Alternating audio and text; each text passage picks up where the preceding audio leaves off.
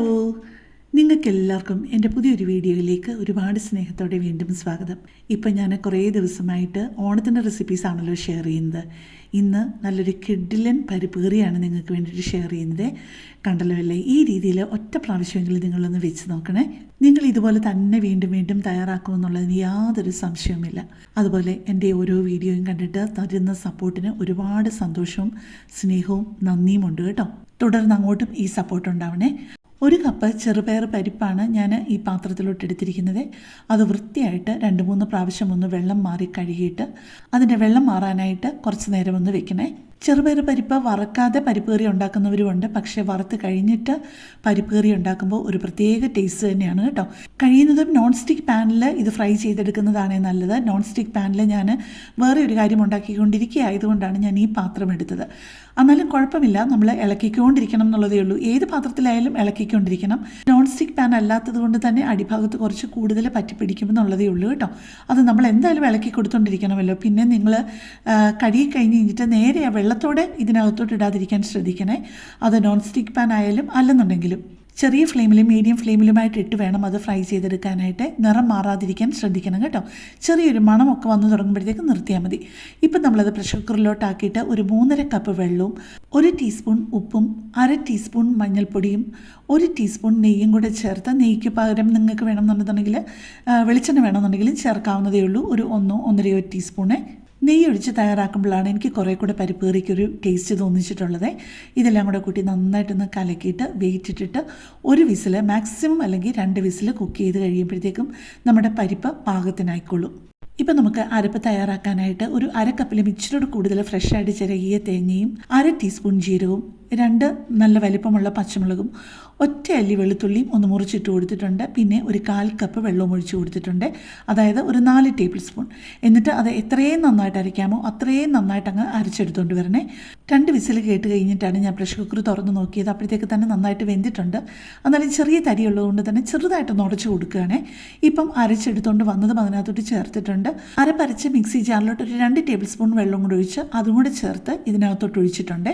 ഇപ്പോൾ എല്ലാം കൂടെ കലക്കി കഴിഞ്ഞിട്ട് ആവശ്യത്തിന് ഉപ്പുണ്ടോയെന്ന് നോക്കണേ. അതുപോലെ ചെറിയ ഫ്ലെയിമിലിട്ട് ഈ അരപ്പൊന്ന് ചൂടാക്കണം കേട്ടോ. തിളച്ച് പോകാതിരുന്നാൽ മതി.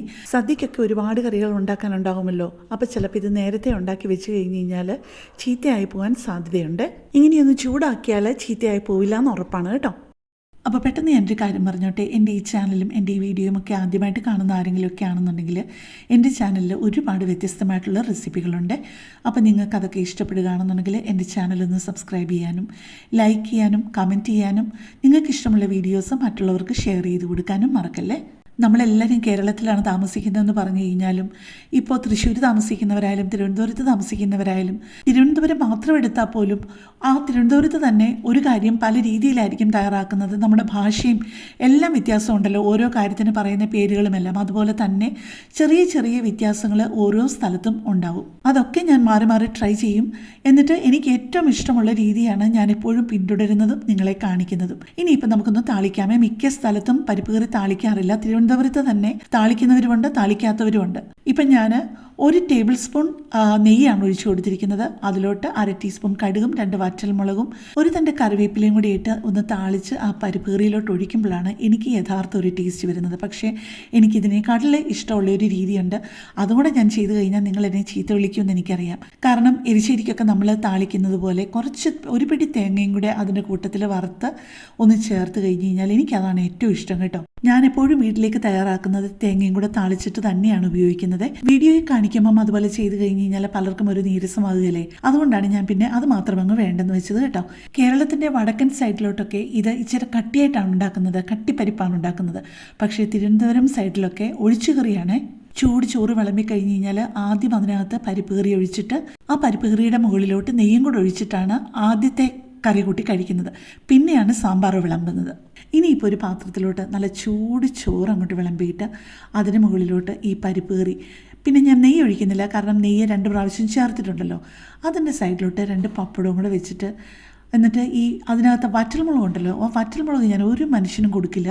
അതിനകത്ത് കിടക്കുന്നത് മുഴുവൻ ഞാൻ തന്നെ ആദ്യം അടിച്ചു മാറ്റും.